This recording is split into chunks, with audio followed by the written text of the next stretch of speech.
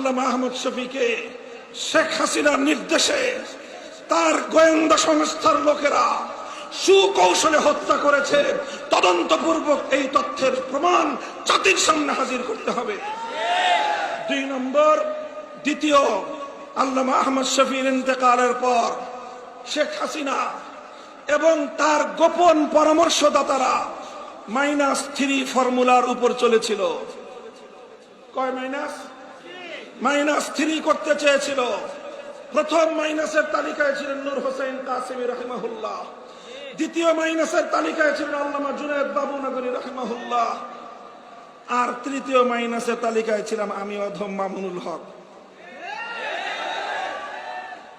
তারা আল্লামা নূর হোসেন কাসেমিকে ষড়যন্ত্রমূলক ভাবে হাসপাতালে গিয়ে গোয়েন্দা সংস্থার লোকেরা হাসপাতালকে ব্ল্যাকমেইল করে